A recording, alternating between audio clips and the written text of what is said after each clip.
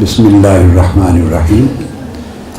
حضور نبی اکرم صلی اللہ تعالیٰ علیہ وآلہ وسلم نے فرمایا ہے کہ اللہ رب العزت نے ارشاد فرمایا، حدیث قدسی ہے، جو بندہ زمین پر جس طرح میرا ذکر کرتا ہے میں عرش پر اسی طرح اس کا ذکر کرتا ہوں۔ اب بندہ ذکر کرتا ہے اپنے حال، اپنے مرتبے کے مطابق، اور جب اللہ ذکر کرتا ہے تو وہ اپنے مرتبے اور اپنی شان کے مطابق ذکر کرتا ہے۔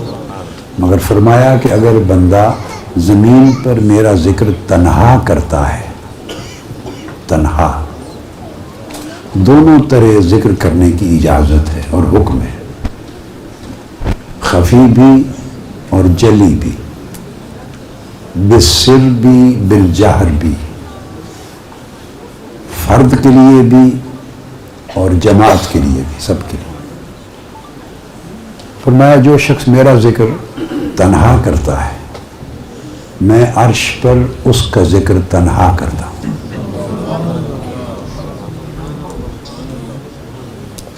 اور جو شخص زمین پر میرا ذکر اور بہت سے لوگوں کے ساتھ مل کر کرتا ہے، فی مالا ان کا لفظ استعمال فرمایا، حلقہ، جماعت، بہت سے لوگوں کے ساتھ مل کر کرتا ہے اجتماع میں، تو میں بھی اس کا ذکر اجتماع میں کرتا ہوں۔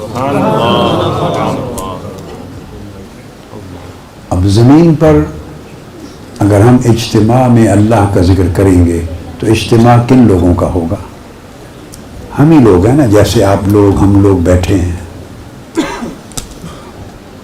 تو ہم لوگوں کے اجتماع میں ذکر کریں گے، اور اللہ پاک جب اجتماع میں اس بندے کا ذکر کرتا ہے تو وہاں اجتماع عرش پر کس کا ہوگا؟ وہ ملائکہ کا اجتماع، وہ ملائکہ کا اجتماع ہوتا ہے۔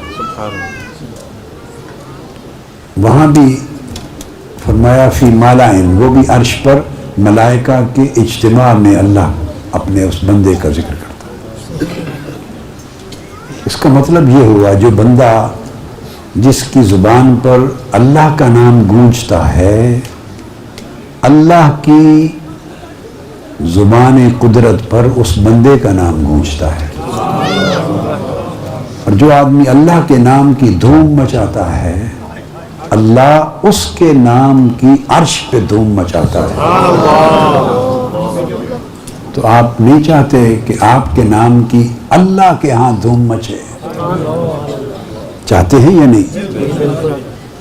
تو پھر کیف کے ساتھ اللہ کا نام لیں، اللہ کا ذکر کریں۔ حکایات میں آیا ہے، کیا؟ جو اولیاء کرام، صوفیاء، عرفاء، انہوں نے اپنی کتب میں پہلے انبیاء کے زمانوں کی جو حکایات لکھی، ان میں ایک حکایت میں آیا ہے کہ ملائکہ نے عرض کیا باری تعالیٰ، تیرے ہاں تیرے بندے ابراہیم کی بڑی دھوم ہے، تو نے اس کو بڑی شانیں، بڑے مرتبے دیے ہیں، ابراہیم علیہ السلام۔ قرآن مجید میں ہے نا ذکر، اعوذ باللہ من الشیطان الرجیم، وَإِذِ ابْتَلَىٰ إِبْرَاهِيمَ رَبُّهُ بِكَلِمَاتٍ فَأَتَمَّهُنَّ۔ اس بندے کا حال دیکھیے کیا ہوگا جس کے لیے اس کا مولا کہے کہ میں نے اس کو کئی طریقوں سے آزمایا، اور مولا کہے کہ میرے بندے نے ہر بار اس آزمائش میں کامیاب ہونے کا حق ادا کر دیا۔ اتمہن، جب رب کہے اس نے سارے تقاضے پورے کر دیے، وفاداری کے، بندگی کے، ایثار کے۔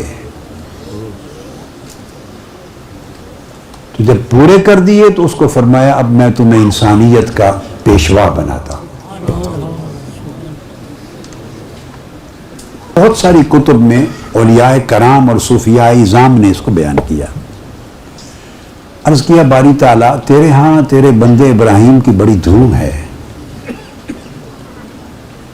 تو اگر ہمیں اجازت دے تو ہم میں سے کوئی جا کے اس کو آزمائے تو صحیح کہ اس کی وفاداری اور تابعداری اور اس کی محبت تیرے ساتھ کیسی ہے. اللہ پاک نے فرمایا ایک فرشتے کو جاؤ آزما لو. فرشتہ گیا. ابراہیم علیہ السلام کے پاس ریوڑ تھا، بکریوں کا ریوڑ تھا.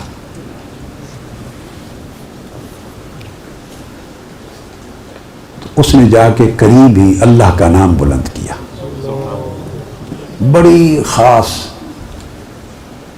لحن کے ساتھ، بڑے ذوق کے ساتھ، کیفیت کے ساتھ، حلاوت کے ساتھ اللہ کا نام بلند کیا.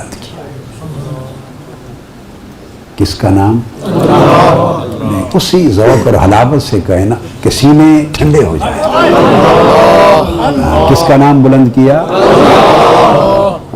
آنکھیں بند کر کے کہیں اس سے بڑا کوئی محبوب نہیں ہے. ساری محبتیں عشق نیچے دھکے کھاتے ہیں، نیچے دھکے کھاتے ہیں. اس جیسا کوئی محبوب نہیں، اس جیسا کوئی حسین نہیں، اس جیسا کوئی جمیل نہیں، اس جیسا کمال کسی کا نہیں، اس جیسا جمال کسی کا نہیں. اس محبوب کا، حسین و جمیل محبوب حقیقی کا نام بلند کیا. کس کا؟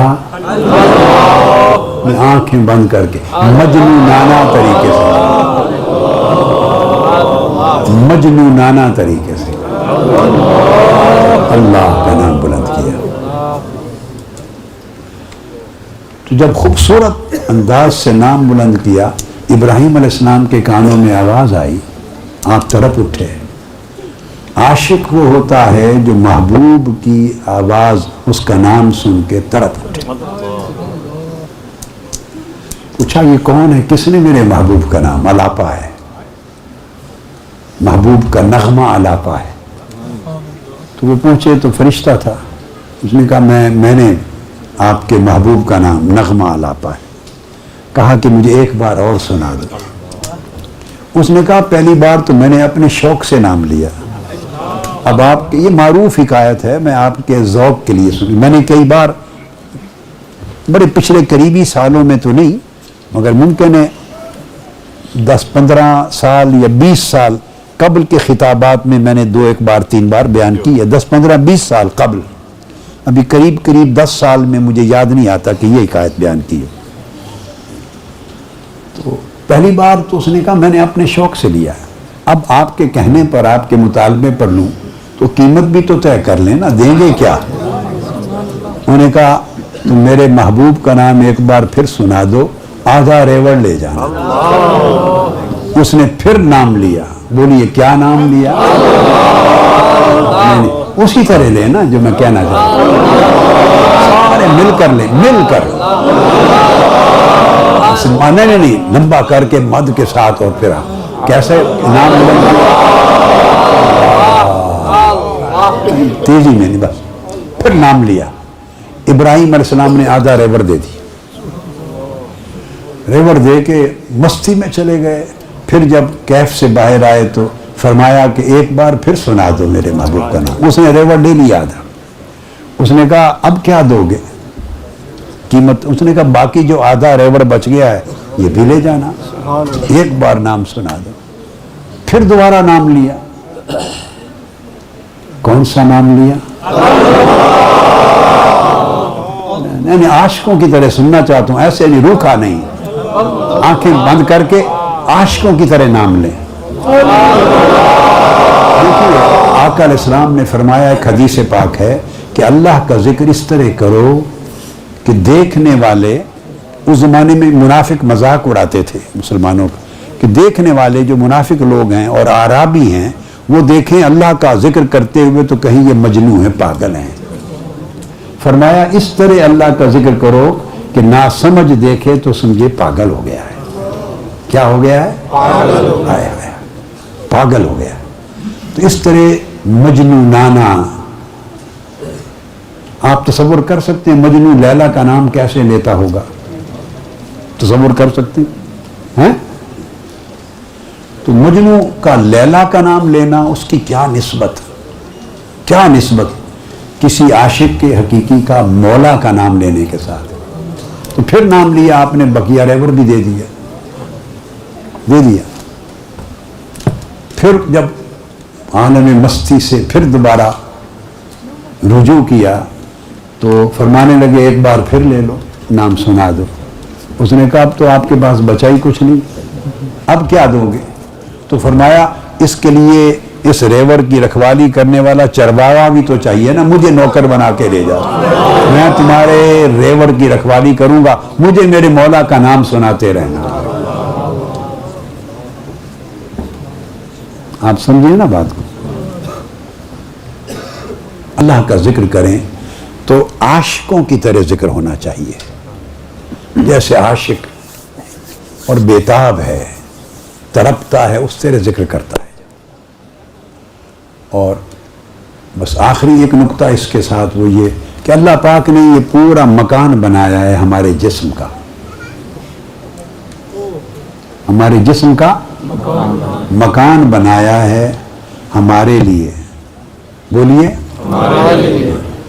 اس مکان میں مختلف شعبے رکھے ہیں، آنکھیں رکھی ہیں ہم دیکھتے ہیں، کان رکھے ہیں ہم سنتے ہیں، زبان رکھی ہے ہم بولتے ہیں چکھتے ہیں، ہاتھ پاؤں اعضاء، سارا مکان بنایا ہمارے لیے، مگر اس مکان کے اندر اس نے ایک کوٹھا بنایا ہے، اس مکان کے اندر ایک حجرہ بنایا ہے، وہ صرف اپنے لیے،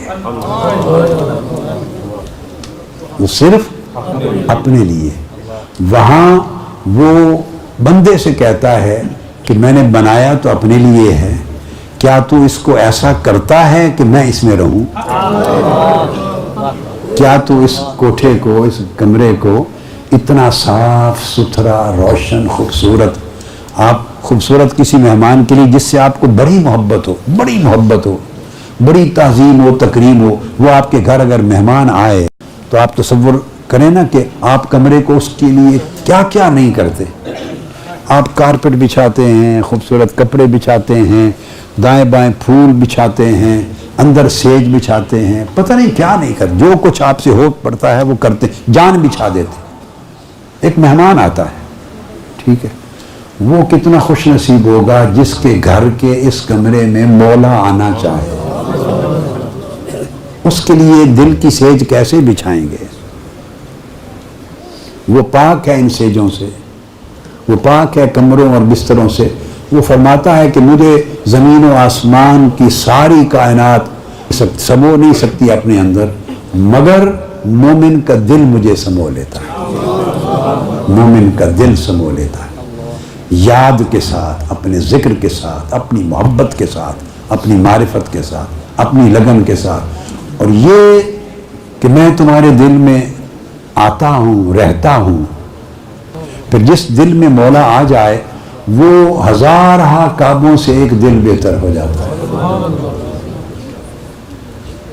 ہزارہ کعبوں سے وہ ایک دل بہتر ہو جاتا ہے، کیونکہ اس دل میں خود مالک مولا کی گزرگاہ ہوتی ہے، اس کا آنا جانا ہوتا ہے۔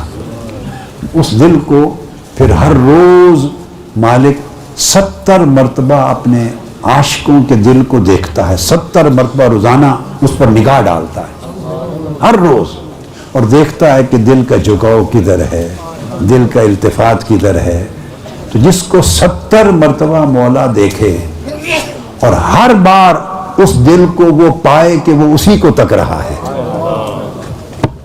ہر بار جب دیکھے تو دل کو اپنی طرف ہی تکتا ہوا پائے، تو اندازہ کر لیں کہ پھر کرم کا عالم کیا ہو۔ بس اس تصور کو بٹھا کر پھر ذکر کریں اللہ کا، تاکہ یہ در و دیوار بھی سنیں، آسمان والی مخلوق بھی سنیں، پھر عرش بھی سنیں، اور آپ کا ذکر پھر اسی دھوم دھام کے ساتھ مالا اعلیٰ میں ہو۔ ایسا ذکر سننا چاہتا ہوں، میں یہی سننے کے لیے آیا ہوں۔